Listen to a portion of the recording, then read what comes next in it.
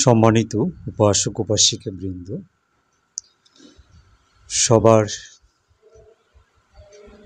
কল্যাণ কামনায় মৈত্রীপূর্ণ চিত্তে পুণ্যদান করছি। আজকের আলোচনার প্রসঙ্গ অনেকের কাছে সেটা অনেকটা ভিন্ন মাত্রার মনে হতে পারে, কিন্তু আমি অপ্রত্যাশিত মনে করছি না।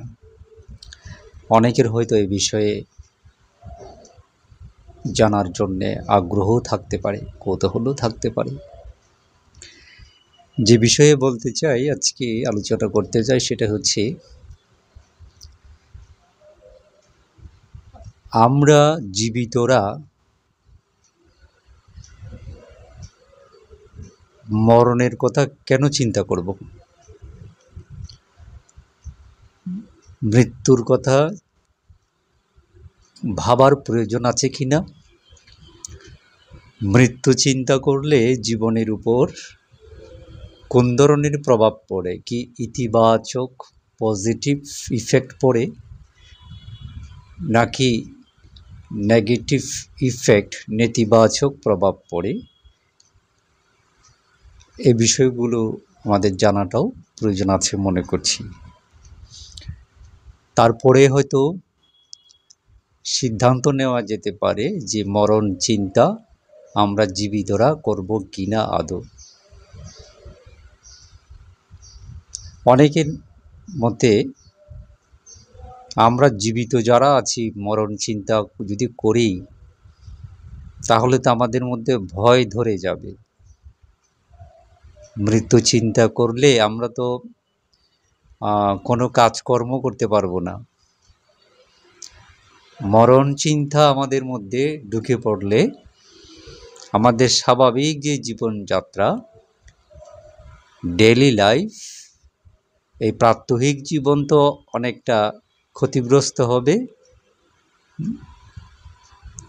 অনেকটা স্থবির হয়ে পড়বে, অচল হয়ে পড়বে। অর্থাৎ এখান থেকে কি বোঝা যায়? মৃত্যু চিন্তা জীবনের উপরে নেতিবাচক প্রভাব ফেলে জীবনকে শ্লথ করে আনে। আচ্ছা, এটা হচ্ছে নেতিবাচক দিক, যারা এটা মনে করে। কিন্তু না, মরণ চিন্তা যারা করে, আমরা যারা জীবিতরা, জীবিত অবস্থায় মরণ চিন্তা আমাদের যাদের থাকবে, তার ইতিবাচক প্রভাব কিন্তু বিস্তর, অনেক বেশি ইতিবাচক প্রভাব পড়বে জীবনের উপরে। সে আলোচনাটাই করতে চাই, মূলত সে আলোচনাটাই করতে চাই। আজকে বলা বাহুল্য, বুঝার কি বাকি আছে? যারা সর্বদা উচ্ছৃঙ্খল বিশৃঙ্খল জীবনযাপন করছেন, মানুষের মধ্যে যারা এত সুন্দর জীবন পেয়েও হিংসে, হানাহানি, রক্তারক্তি, খুনাখুনি, মারো ধরো বাঁধো কাঠো, এসব নিয়ে যারা পড়ে আছে, অন্যের জীবন ছিনিয়ে নিতে, কেড়ে নিতে, অন্যকে বধ করতে, হত্যা করতে যাদের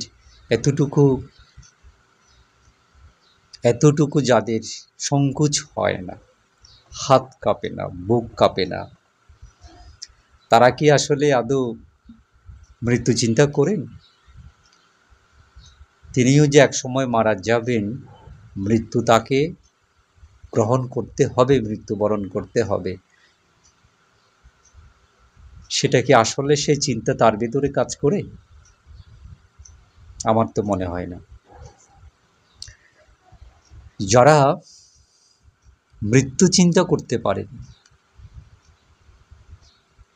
আমারও মরণ হবে, আমার চারপাশে যেমন অনেকের মৃত্যু হচ্ছে কোনো না কোনোভাবে, প্রাকৃতিক নিয়মে প্রাপ্তবয়স্ক হয়ে, রোগ ব্যাধিতে আক্রান্ত হয়ে, কিংবা অন্যের হাতে জখম হয়ে, বা যে কোনোভাবে দুর্ঘটনার শিকার হয়ে অস্বাভাবিকভাবে কোনো না কোনোভাবে তো মারা যাচ্ছে প্রতিনিয়ত আমাদের চারপাশে।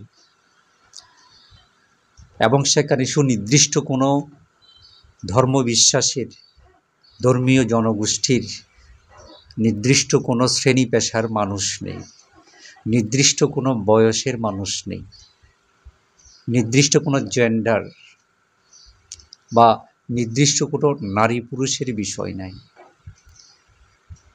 সকল শ্রেণীর, সকল ধরনের মানুষ বলতে যা আছে, যেরকম আছে, সবাই কিন্তু আমাদের চোখের সামনে প্রতিনিয়ত মারা যাচ্ছে। আমরা দেখছি, দেখার পরেও এতটুকু আমাদের মধ্যে সেই সংবেগ উৎপন্ন হয় না যে মম দশা হবে, তাই আমারও সেই একই রকম দশা হবে, পরিণতি হবে, আমিও মারা যাব।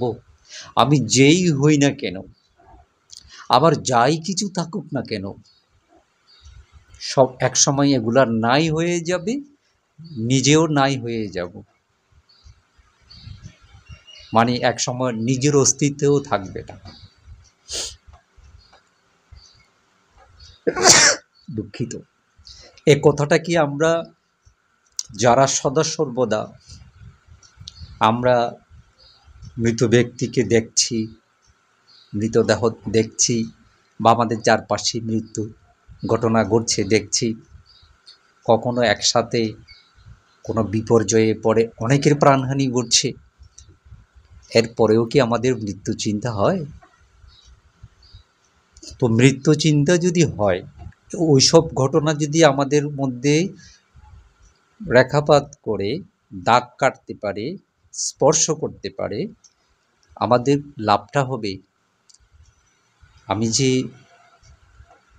কায়োদ্বারে, মনোদ্বারে, বাক্যদ্বারে পাপ করছি, পাপের অমিত আছি, আমাকেও তো মরতে হবে একদিন, আমি তো অজর অমর নই। আজকে আমার বাহুবল আছে, মুখের জোর আছে, দেহে বল আছে, জনবল আছে, অর্থবল আছে, সম্পদের বল আছে, ক্ষমতা আছে, আমি এসবের জোরে ন্যায় অন্যায় চিন্তা করছি না, ধর্ম অধর্ম চিন্তা করছি না, পাপ পুণ্য চিন্তা করছি না, উচিত অনুচিত চিন্তা করছি না, মানবিক ও মানবিক ফারাক করতে পারছি না। কিন্তু আমার তো এসব থাকবে না। এমনকি নিজের যে চলার শক্তি, শরীরে উঠা বসার শক্তি, দেহকে ভারসাম্য টিকিয়ে রাখার মতো, দাঁড়িয়ে থাকার মতো শক্তি, বসে থাকার যে শক্তি, সেটাও একদিন রহিত হয়ে যাবে। এবং এভাবে একটু একটু করে আমাকে মৃত্যুর দিকে এগোতে হবে।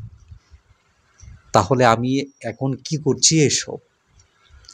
আমাকে এসব পরিত্যাগ করতে হবে, সুন্দর স্বাভাবিক মানবিক জীবনে ফিরতে হবে। মরণ চিন্তা থাকলে সেই চিন্তাটা আসবে। তারপরে যাদের মধ্যে মরণ চিন্তা থাকে, তাদের মধ্যে পরকালের চিন্তা থাকে, তাদের মধ্যে ইহজীবনে সুন্দর করে বাঁচার ইচ্ছা থাকে, তাদের মধ্যে ধর্ম অধর্ম, পাপ পুণ্য, উচিত অনুচিত, ন্যায় অন্যায় জ্ঞানটা থাকে। সেভাবে তারা জীবনটাকে ব্যবহার করার জন্যে, দিনানিপাত করার জন্য তারা সচেষ্ট থাকেন। এবং এভাবে যখন তারা ইহজীবন কাটান, সবথেকে বড় প্রাপ্তিটা কি জানেন? সত্যিকার অর্থে যেটা মৃত্যুভয় থাকে, সে মৃত্যুভয় কেটে যায়। সে সবসময় মরণের জন্য প্রস্তুত থাকে এবং তার সারাক্ষণ মনে এই মনোবল থাকে যে মারা গেলে কি হয়েছে, মারা যাব, আমি তো সব সময় ভালো কাজ করেছি, ভালো কাজ করছি। এবং বলা হচ্ছে বৌদ্ধ দর্শন অনুসারে, বুদ্ধের মতে প্রত্যেক ব্যক্তি মৃত্যুর আগে আগে মুমূর্ষু অবস্থায় মরণাসন্ন কর্ম নিমিত্ত উপস্থিত হবে। এমনকি তিনি যদি অজ্ঞানও হয়ে থাকেন, অচেতন হয়েও পড়ে থাকেন মৃত্যুর আগে, তখনও নাকি এই নিমিত্তগুলো তার মধ্যে আসবে। সে সময় সবথেকে বড় জীবনের হিসেব নিকেশটা তখন হয়ে থাকে। সে সময় অনেকে দেখা যায় মৃত্যুভয়ে আতঙ্কে আবুল তাবুল বকতে থাকে, প্রলাপ বকতে থাকে, চিৎকার করে, হাউমাউ করে, বিলাপ করে, কত অদ্ভুত আচরণ করে, মরণ ভয়ে এসব করে। কিন্তু যারা স্বাভাবিক জীবনযাপনের সময় মরণ চিন্তা যারা করে, সেই চিন্তা থাকার কারণে যারা জীবনকে সঠিক পথে পরিচালিত করে, মৃত্যুর আগে মরণাসন্ন কর্ম যেটাকে বলে, ওই যে যারা জীবনের অপব্যবহার করেছে তারা যেমন করে ভয় ভীতি আতঙ্কে তাদের চোখে মুখে যেটার প্রকাশ পায়, যে ভীত সন্ত্রস্ত ভয় পাচ্ছে, সেই পরিস্থিতির শিকার তাদেরকে হতে হবে না। তারা তখনও তারা সজ্ঞানে মৃত্যু চিন্তা করবে। তখনও তাদের এইভাবে মনে ভয় কেটে যাবে, মনে প্রীতি উৎপন্ন হবে, আমার মৃত্যু হবে, পরকালে যাব, ঠিক আছে, আমি তো কোনো অন্যায় করিনি, পাপ করিনি, আমার তো দুর্গতি হবে না। মারা যেতে যেতে সে কিন্তু মরণের কথা চিন্তা করে করে মরণকে সে হাসি মুখে আলিঙ্গন করতে পারবে। মৃত্যু ভয় বিন্দু বিসর্গ তার মধ্যে কাজ করবে না। সেই কারণে এরকম অনেক কথা বলা যাবে যে মরণের কথাটা মনে রাখাটা মৃত্যুকে ভয় পাওয়া না, সেই ভয়ে ভীত হয়ে স্বাভাবিক জীবন বাধাগ্রস্ত হয়ে যাওয়াটা মরণ চিন্তা নয়। মরণ চিন্তাটা হচ্ছে এই যে আয়ু সূর্য অস্ত যায়, দেখিয়া না দেখি তাই, মরণকালে কি উপায়। আমরা অনেকেই যারা আমাদের আয়ু নামক সূর্যটা ধীরে ধীরে অস্তমিত হতে চলেছে, একটি দিন যাচ্ছে, জীবন থেকে একটি দিন কষে পড়ছে, খোয়া যাচ্ছে, আমরা এক কদম মৃত্যুর দিকে গিয়ে যাচ্ছি। সে চিন্তাটা যদি না করি, তাহলে আমরা প্রতিটি দিন আমরা কি করে সদ্ব্যবহার করব? এই যে আয়ু সূর্যটা অস্ত যাচ্ছে, এটাকে আমাদের দেখতে হবে, না দেখলে জীবনের সদ্ব্যবহার হবে না। বালবৃদ্ধ ধনীগণ, মানি জ্ঞানী অভাজন, মরিবে সকল জন। মূর্খ, বৃদ্ধ, ধনীগণ, মানি জ্ঞানী অভাজন, যেই হোক না কেন, আমাদের সবার মধ্যে এই চিন্তাটা থাকতে হবে, সবার মৃত্যু হবে, সবাইকে জীবনের সদ্ব্যবহার করতে হবে। এরই নাম হচ্ছে মরণ চিন্তা। মৃত্যু স্মৃতি যেবা করে, ত্রিলক্ষণ জ্ঞান বাড়ে, মৃত্যু জয় সেই করে। যেমন অনিচ্ছা দুঃখ অনাত্মা, অনিত্য, পরিবর্তনশীল, সব কিছুই পরিবর্তনশীল। দুঃখ, জন্ম দুঃখ, জরা দুঃখ, ব্যাধি দুঃখ, মরণ দুঃখ, অপ্রিয় সংযোগ দুঃখ, প্রিয় বিচ্ছেদ দুঃখ, স্ফীত বস্তু আলাপজনিত দুঃখ, সংক্ষেপে দেহ নামক এই পঞ্চস্কন্ধটাই পুরোটাই দুঃখ। অনাত্ম, আমি এবং আমার, এই আমি এবং আমার, এটা নিয়ে যত সমস্যা পৃথিবীতে। আমি এবং আমার এই ধারণা, এই মিথ্যে ধারণা, এই দুটো শব্দ সারা বিশ্বকে আজকে অশান্ত করে তুলেছে। আমি এবং আমার, আমি এবং আমার, এই আমি এবং আমার মধ্যে যত অশান্তি, যত অহং, যত মিথ্যা দৃষ্টি, সৎকায় দৃষ্টি ওখানে লুকিয়ে আছে। আমি এবং আমার থেকে বের হতে হবে। আর এই যে দেহটাকে নিজে জন্ম থেকে মরণের আগ পর্যন্ত বহন করে বেড়াচ্ছি, এত যত্ন নিচ্ছি, জীবনে সারা দিনের 24 ঘন্টার মধ্যে 24 ঘন্টার এক ধরনের ধরতে গেলে 24 ঘন্টায় যাচ্ছে শরীরের পেছনে। সেই দেহটাও তো আমার নিজের কথা শোনে না, দেহটাও তো নিজের হয়ে থাকে না। এক সময় প্রাণবায়ু চলে গেলে পচে যায়, গলে যায়, দুর্গন্ধ ছড়ায়। আমি এবং আমার, এখানে আমি এবং আমার বলতে কিছু নেই, অনাত্ম। এই জ্ঞানের অভাবে আজকে কি না হচ্ছে অন্যায়, কি না হচ্ছে অপরাধ, সবই তো হচ্ছে।